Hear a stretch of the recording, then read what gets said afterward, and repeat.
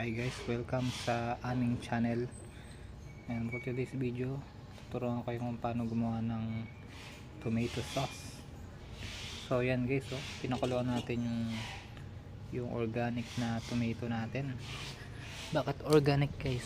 Kasi ang organic kasi ay talaga masustansya at kompleto yung nutrients. Walang chemical free, no? Kaya talagang kung makikita nyo guys, no?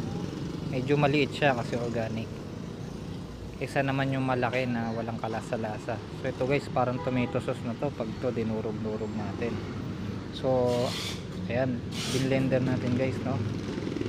So ito guys, ideal to sa mga sa mga spaghetti sauce na pag magluto kayo spaghetti o di kaya magkakaldereta kayo. Sobrang sarap nito guys, at natural na tomato sauce ang kinalabasan nito.